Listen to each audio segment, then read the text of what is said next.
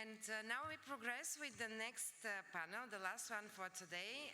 This is the strategic support and EU funding, a roadmap for clusters and SMEs. I think a very important session to know how clusters could be supported through various programs, as well as we'll hear how EEN is supporting as well how closely we are working with the EEN, and that we can even further have to explore that in the process of supporting the work in collaboration with clusters and SMEs.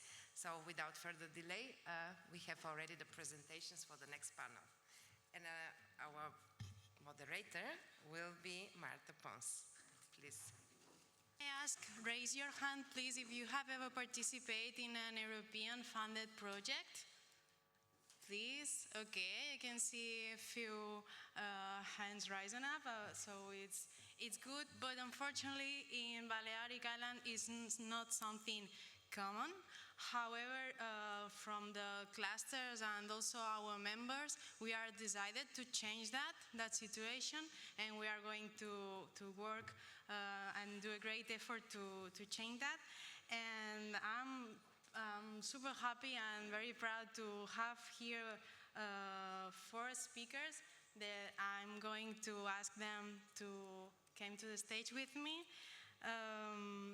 They will share with us real examples of how they have navigated and led different instruments like Horizon Europe, Interreg, and Y3 program. We are going to go fast because we are running out of time, but our first speaker is Pau Cortés. He is head of the research department at St. Paul, a relevant and local energy company. He will present Reward Head project, an Horizon 2020 initiative focused on integrating low-temperature renewable heat sources into district heating networks. I would like to have a word for the translator. First of all, thank you for your work. I try to speak as clear as I can, but my English is not very proper. So if I make up any word, please feel free to translate in any meaning. Okay, so we are going to work, I'm going to talk about reward heat, which I titled Beyond the Efficiency. This is not a fancy title for the project. It's something that is justified, and I'm sure by the end of the speech, you will agree with me that is the right title. Is this working? Okay. So I work for St. Paul. St. Paul is an engineering company based in Mallorca, but international. We have presence in more than 24 countries, and we hire 1,200 people around the world. And we are an engineering company, as I said, but our core business is in energy. So for this project, what we had is we had a great idea that I'm sure all of you have a great idea from your company, that you might have this idea that would skyrocket your sales, but you never have the time to apply it. You all have it, for sure. So we had this one, okay? So we work in energy. So imagine that you have a HVAC system and you have a temperature. So this HVAC, this climatization system, is heating up or cooling down this temperature of the room, okay? So efficiency would be all the measure to reduce the cost of this modulation of the temperature. So there is a premise here that you cannot do anything until this temperature of the room change, okay? So with these premises, we try to change it. I don't know if it was clear already. Well, this is not an energy forum, so I try to explain it easy, but I don't know if it was clear. Anyway, if you have questions by the end of the presentation, you can ask. So we cannot change this. So efficiency goes after we change this temperature, okay? So what if we can predict this temperature, okay? So if we can predict this temperature in the future, then what we can do is a vast variety of actions that we didn't have before, like storage, passive storage, or active storage, or demand response. So a lot of savings can go from here that is beyond efficiency, okay? So we applied this principle in here, Parvit. So I don't know if you realize, but at the entrance of Parvit, there is a power plant that our name is here, is there, is St. Paul. And this power plant supplies electricity, hot water, and cold water to the park, okay? So we say, okay, if we can have a forecast of the demand and we can have a simulation of the power plant, we can apply this principle and we can save a lot of energy. So we run this project here. But the good thing of a European project is that they'll give you money for doing the project. They'll give you deadlines to do the project. Well, deadline is not a good thing, but sometimes you need them. And they give you good partners. Normally, the best technological partners work in European project, in Horizon Europe, and they give you their help. So for that project, we had Cartif, that is a technological center in the mainland, that helped us with the simulation of the power plant. And we had EURAC that helped us with the data analytics for forecasting the demand of the Parvit. Could we do it ourselves? Yes, maybe we could. But with the collaboration of these great partners, we did it better. But not only that.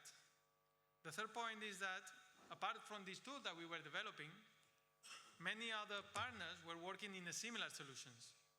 So these similar solutions gave us an expertise, good practices to improve our solution and our business in general. So in summary, I would say that surround yourself with people who lift you higher. That's from the one and only Oprah. And I think that summarizes the best outcomes of the European project. So thank you.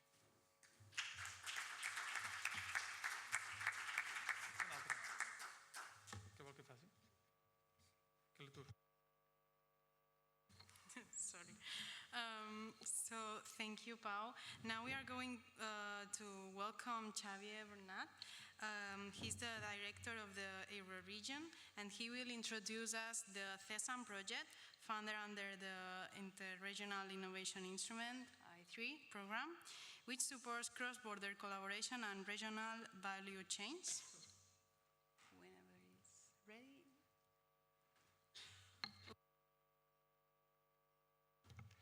Thank you, Marta. Thank you for the invitation for the European Cluster Collaboration Platform, but above all, thank you to the Fondation BIT and the government of the Balearic Islands to invite the Euroregion.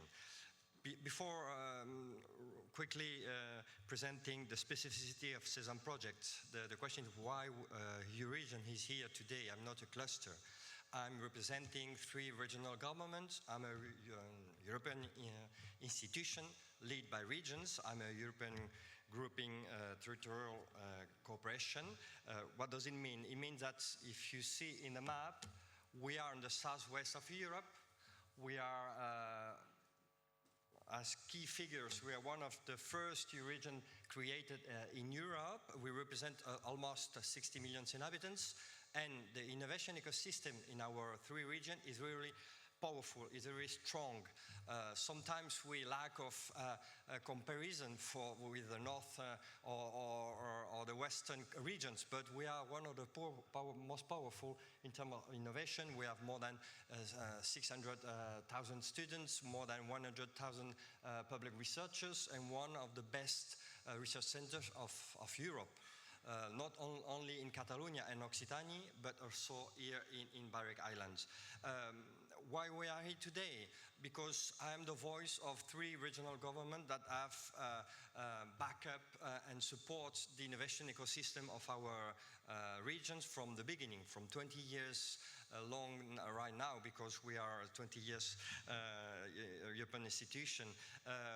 What are we made for? We are made for a common cooperation, a common voice to reach Brussels, to reach the states that are doing our rules, our support financing rules. And the territory, the cluster, the company, the citizens we're representing through the region are expecting from us that we find out solutions, that we support and try to have really exemplars and pilots projects to be shown and to be also, let's say, inspire the European policies.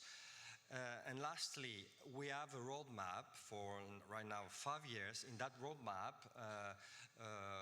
based on our regional strategy innovation, common strategy between the 3 regions. This is the only region and the only case in Europe that 3 governments share a common innovation.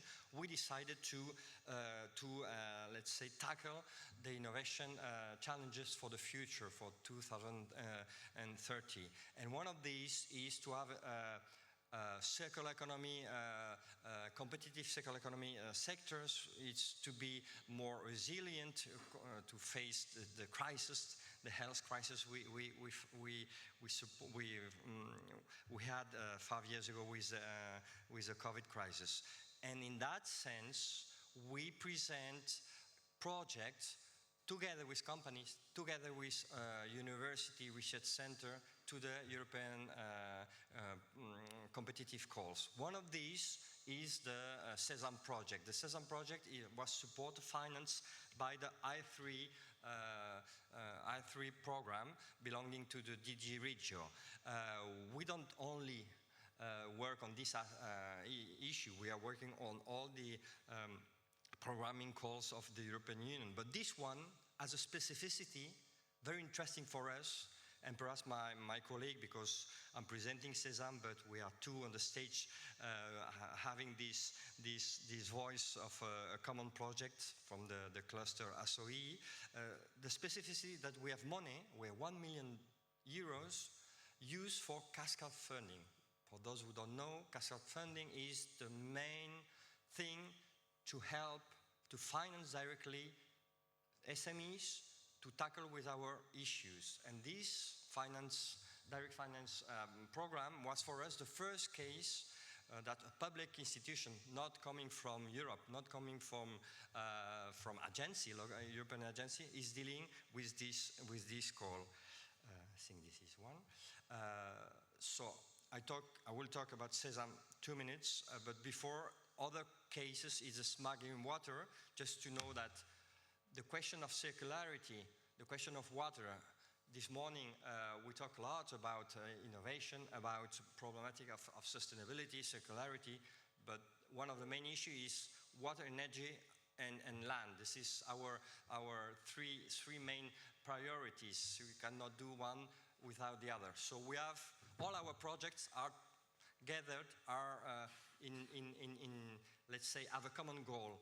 Fashion Forward is like an echo of the project you talk about, the question of textile in the health industry. This one is for fashion, textile, reuse of fashion. So water, reuse, circular economy, and then SESAM. SESAM, as the name says, this is in the agroalimentary or agriculture and agroalimentary sector, and the main aim is to gather innovative agencies, clusters, SMEs of our 3 regions to tackle all the problematics they are facing on a day-to-day basis. That means water efficiency, energy efficiency, circular economy, let's say, reducing. And this 3.5 million project is touching 10 stakeholders, but in our results of our last cascade funding call, more than 100 SMEs have presented. I've just checked because I have not the number here, but the number of companies selected are, please help me, Victoria. 40, no, what? 99 eligible and selected, almost selected.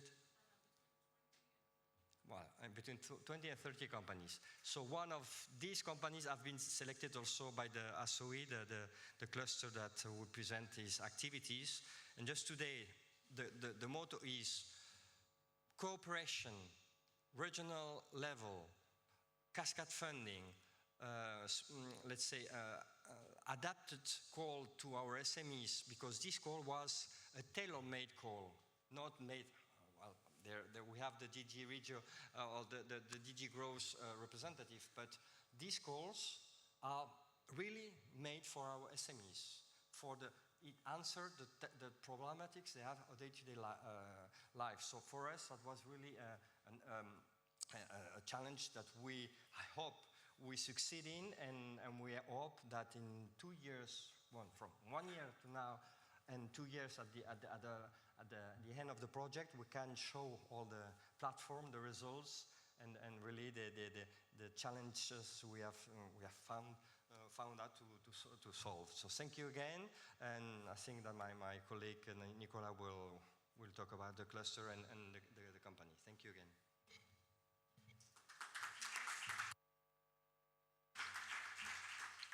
Thank you, Xavier. Super interesting, the cascade funding. And now we are going to continue with Nicolas Nuyet. He's the director of the European team at Agri Sudoest Innovation. I don't know if you prefer to speak here, or do you want to come?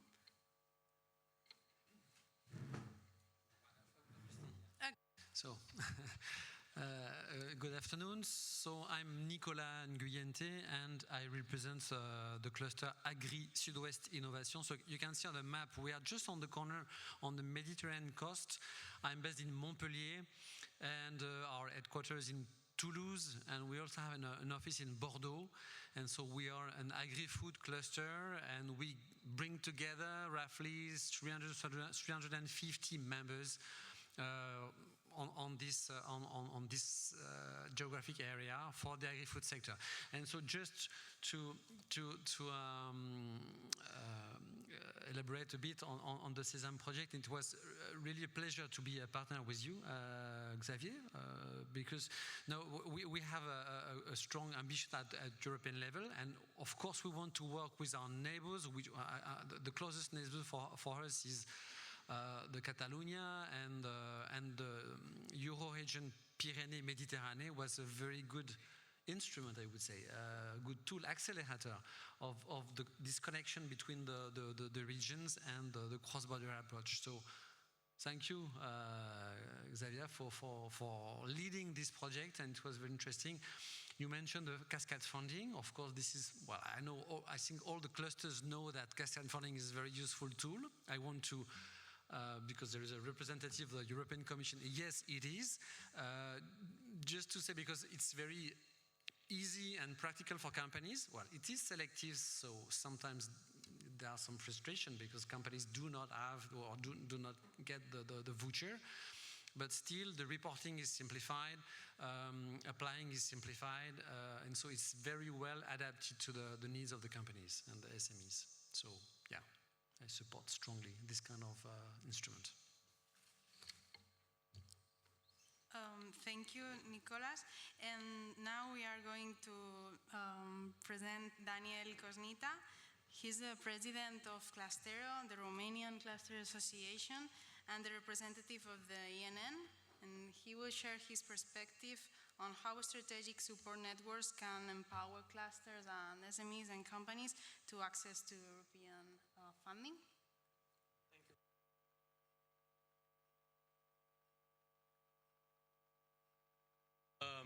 It is about European Enterprise Europe Network. Maybe you have heard about it. For sure, some of you might have already used the services. The main idea is that there are around us instruments, support instruments, which are not directly financial, which are non-financial, but they have a great value if we know how to use this. And so this Enterprise Europe Network is a EU-funded multi-annual program, so to say, but since 2008, and it has begun, I would say, the largest global network in support of SMEs. mainly of SMEs in the process of internationalization in terms of commercial. So if you want to sell, I don't know, fish, yeah, this is a commercial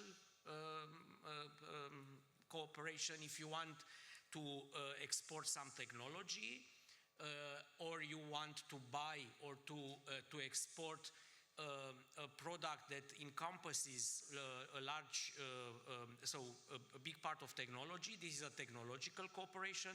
And also if you want to participate to international research projects. So this is mainly Horizon Europe, and this is a research cooperation. So the main clients are the SMEs, but also others like clusters, like universities and research institutes, and even public bodies.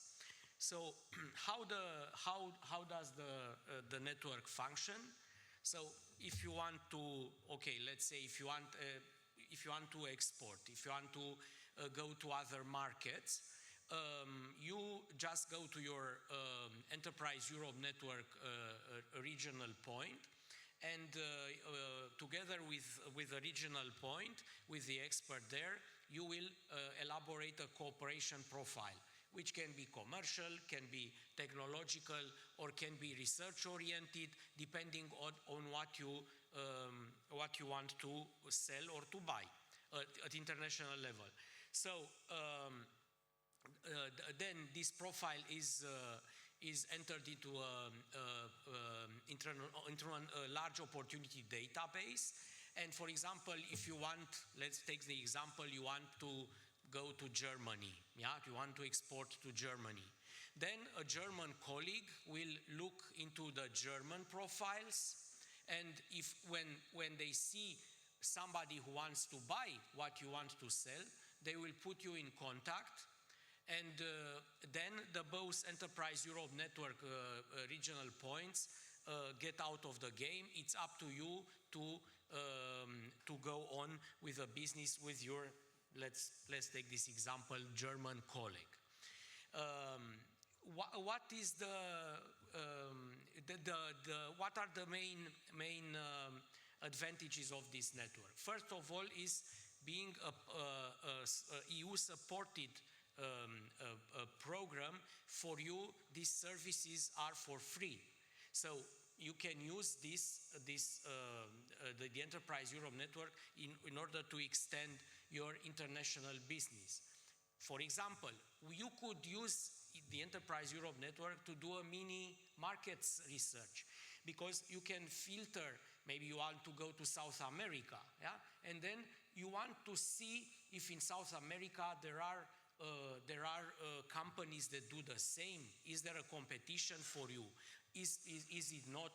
Do they find something for you or not? Because even if the answer is no, and there are no profiles that are found for you, this is also an important initial market information. Because another great advantage of this network is there are over 600 partners, regional Enterprise Europe Network partners in 50 countries.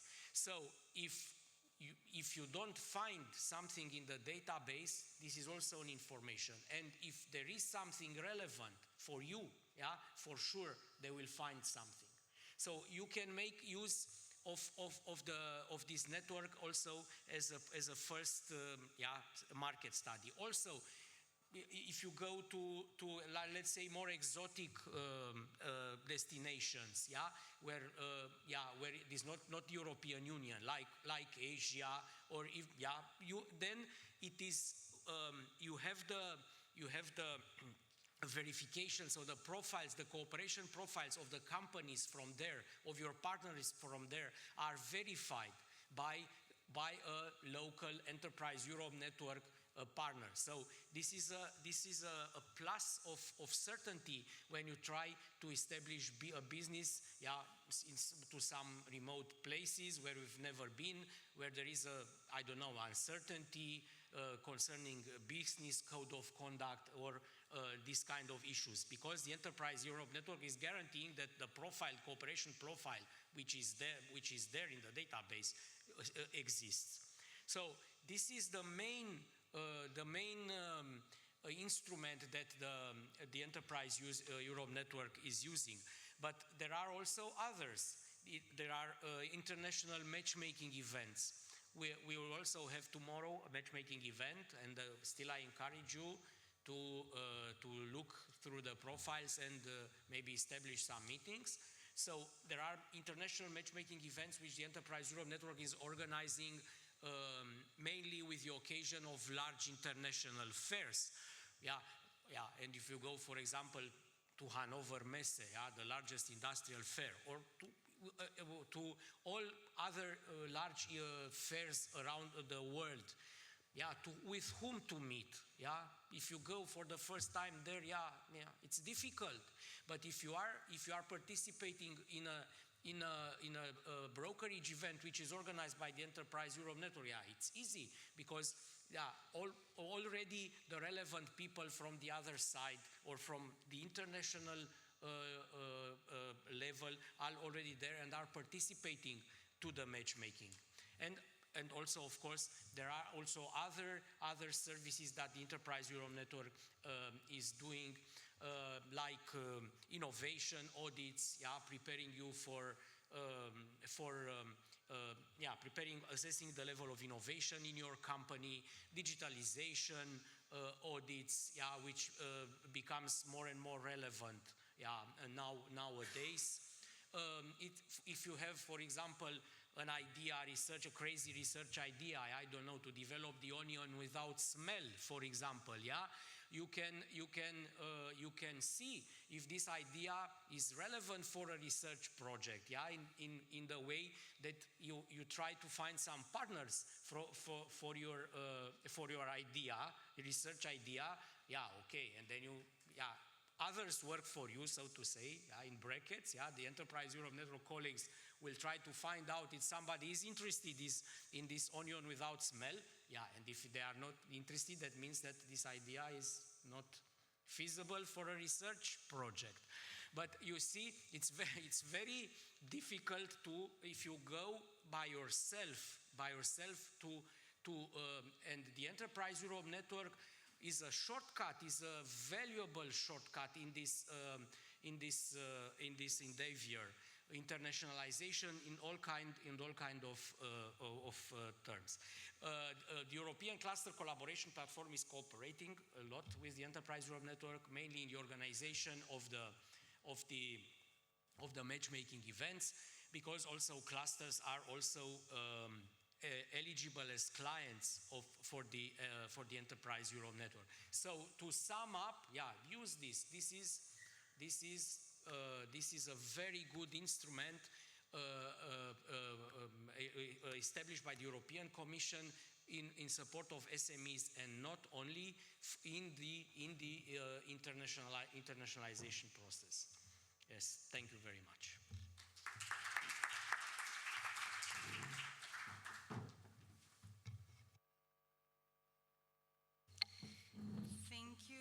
Daniel, and thank you, the four of us, for your presentations.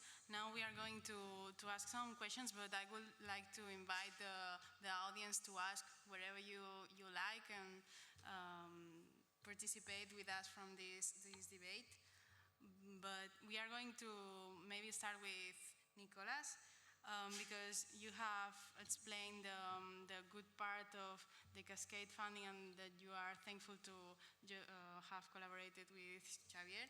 But what are the biggest challenges or the other part of that you faced when applying for an European funding opportunity?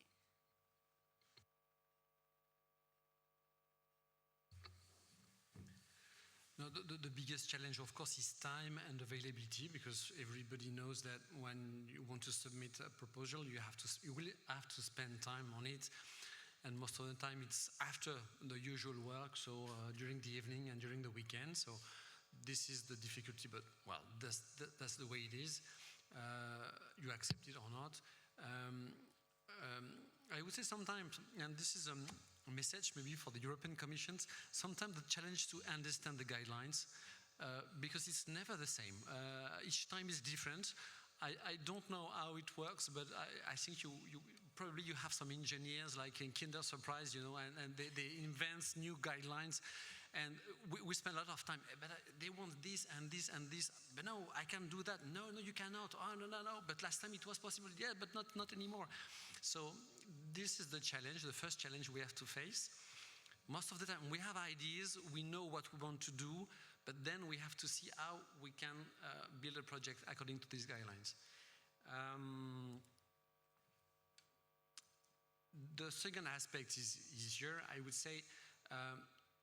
There are many opportunities to build a project, and the question for us, the challenge is to prioritize, so we cannot be everywhere. Agri-Sud-Ouest, we are a cluster of roughly 20 people, and we have 4 people devoted to Europe, which is not that bad, actually. But we cannot be, and we have 12 projects currently ongoing, which is a lot of work to do. And we have many solicitations, so we could be partners in other projects, but we have to prioritize, and clearly it means that we have to have a good strategy and define what we want to do. So the challenge is not to have a strategy because we have it, but then to choose, we want to do this and this, and this project, we will not do it because it's not 100% in our strategy, and we know that we can spend a lot of time in European projects not usefully, I would say. So we have to make sure that if we are involved in this project, either we will be a leader or work package leader, but if it's just to be, well, I would say the communication partner, this is not enough for us, and it's not a waste of time, but we have to prioritize once again.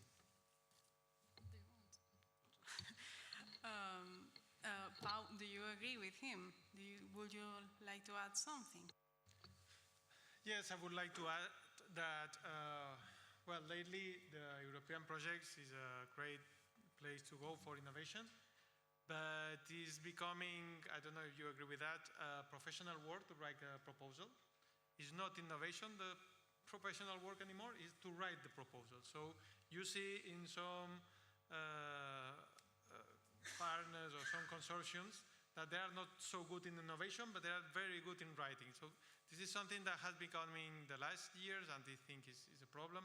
We should value other things apart from the proposal. I mean, we have a career as companies, and it should be valued as well. And this is one of the issues that we have right now. And another issue is if you have not good partners. I mean, we all had in every project a partner that is not fulfilling our expectancies.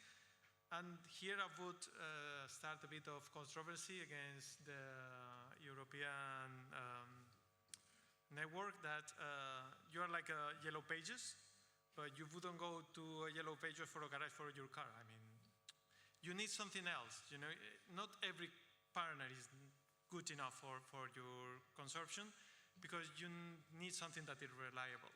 So in that part, I feel that you need an additional information for that. I don't think that the term reliable is good. So it is very reliable because it's verified. What you are saying, it is that it's not so much in depth, yes, because this is, you see, this is because you cannot rely only on the Enterprise Europe Network. You have also to be proactive, because the Enterprise Europe Network, they are not specialists in each field. So they can, the network can support you in an initial phase and to give you this general internationalization services. But you are right, this is a discussion what must be improved also in this kind of services, yes, to get more I don't know, tailor-made support, to go further. Yes.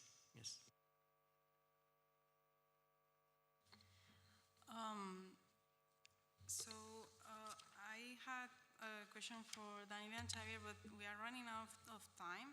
So I want to. Oh, there's a question. Can you please? Yeah, thank you. It's not only a question, but it is a discussion also with our participants. That's very interesting. Thank you.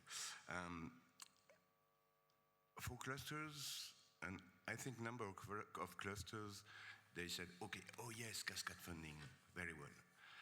But cascade funding is very well for the companies, 100% rate of funding. But what about the cluster dimension? For the I3 call, how much rate are you funded for the cluster managed dimension?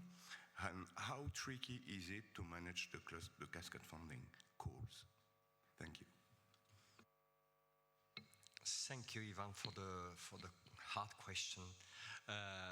So our project is about 3 million euros, 1/3 dedicated to the cascade funding, 1/3 dedicated to innovation directly to the SMEs partners with the project, but I don't detail the project, but the project is based on clusters, SMEs involved in the project that are having financing from the E3 project, and then cascade funding. And about less than 1/3 for the communication, management, and the coordination. So more or less, they are the rules for European project, 1/3, 1/3, 1/3. And I agree with you, the most important is to reach, this project is not possible without cluster, to go on the same line. Cluster are our hand to reach the good companies, the good know-how. In our case, the region is, let's say, the coordination, the one who knows what I expect the European Commission. So this is a close cooperation. We're not specialized in innovation, but we have to know our ecosystem. So we need a real balance project partners. But the most important is to reach the companies. And this is your job. And this job, we, thanks to Fondation BIT, thanks to the team of Nicolas, and of course of Axio and Ad hoc, the regional agency from Occitanie and Catalonia, we reached 100 companies. We could have reached more and better, sure, but the times are really, this is another thing we have to stress on the European project. Time is running. We don't have time enough. And we need a lot of paperwork every 6 months to have midterm reports, and this is not easy. That's why the region is a great organization to help the cluster. But I think this is not an answer for the company. They need efficiency, they need money to go to great innovations, efficient innovations, could be replicated, and could be useful. This is what we are here for.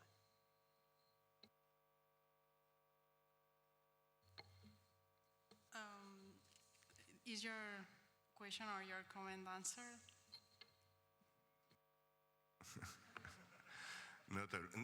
There is a dimension, the second dimension of the question, so thanks, Javier, for your answer, but I will give it directly to Nicolas. Are you managing directly the calls for proposals, and how tricky is it to manage the call? To write it, to analyze all the proposals, to rate them? I think it's a great job. Sure. No, it is. No, but for sure, you have to prepare the guidelines first. You have to make your announcements. You have to make the evaluations, which is a tough job. Particularly when we had in Sesame 100 proposals, so meaning that if you have 3 evaluators for each of them, and I think Victoria can explain that, but this is a huge work, and we have to go fast, so sure. And then you have the grant agreement to prepare with the companies. You have to make the monitoring and follow-up of everything. I would say, of course, this is not the most interesting part of Sesame. I mean, that these administrative aspects, but in my opinion, what is interesting is you have contact with the companies, with SMEs, they have projects, and then you bring them some vouchers, some money for those who do not have the vouchers, well, too bad. But I mean, there is an interesting project, and you can see with them what support you can provide to them, and maybe find additional funding possibilities at regional level, national level, or any other European level. So I would say, I had the experience in the past of InnoSup projects. It was a lot of work, but really interesting for us.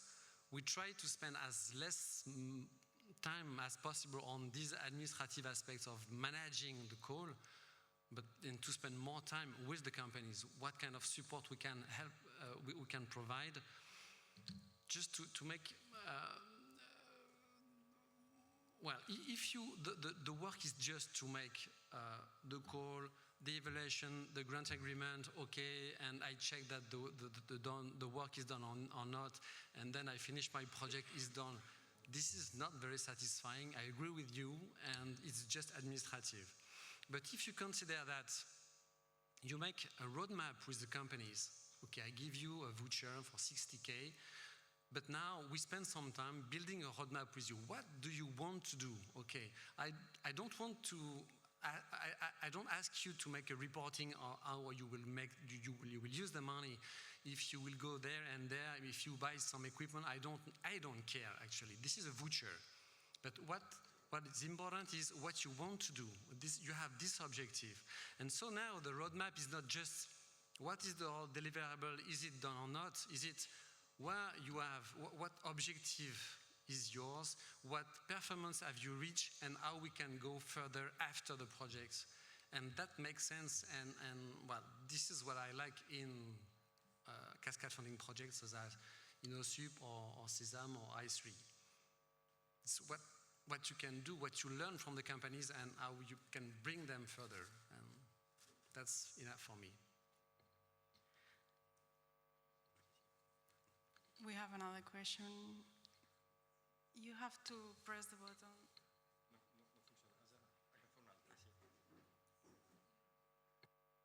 Okay, this one works. I just wanted to ask, to say that from my perspective as an assistant of the project, I see that it's a win-win situation for all the members of the project, especially between the Euro region and the cluster, because the cluster has the expertise and the connections with the companies.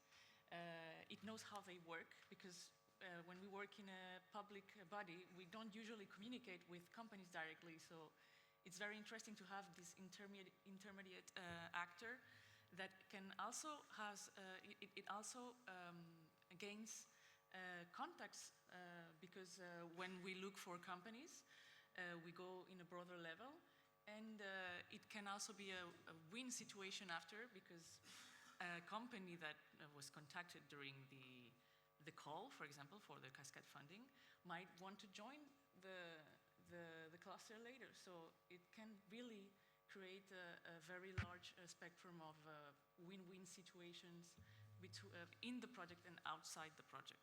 That's it. Sorry. No, thank you for your intervention.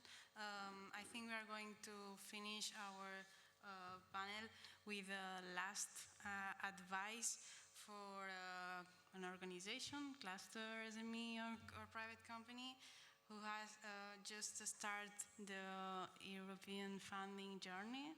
What would you say to them? If they want to start the journey, yes, they have to, they cannot start alone, or it would be very difficult. So they have to resort to this, I would resort to these instruments that exist. Yeah, okay, maybe they are not so tailor-made, but there are some instruments you have to filter, yeah? You have to, so Enterprise Europe Network in terms of internationalization and, for example, finding for research project, finding partners. And then the clusters. The clusters, one of the main advantage of being part of a cluster is that you have access to filtered information, because the cluster manager is offering you the relevant information. You don't have time as a company, yeah, to look around and, yeah, yeah, should I go to this conference? Should I go for this call, for that, for this, for that? The cluster manager is able to provide you with filtered information and relevant information for you. So, yeah, be part of a cluster as a company. In order, if you want to start this journey, you will have by far higher chances of success.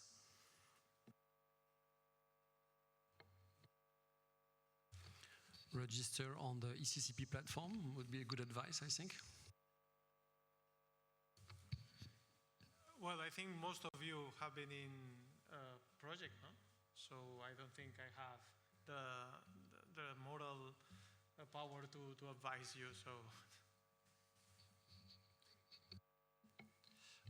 Well, even if we are experienced in project, we need faith, trust, and perseverance, because we have a lot of failure before having, let's say, successful projects. And I think that this question of time, of experience, to be at the right time with the right partners. And if we are with, let's say, experience and work, you can reach all the challenges and all the expectations. Thank you, Pau, Xavier, Nicolas, and Daniel, and thank you the audience for staying, and we hope you enjoyed the roundtable, and let's continue the conversation. Thank you.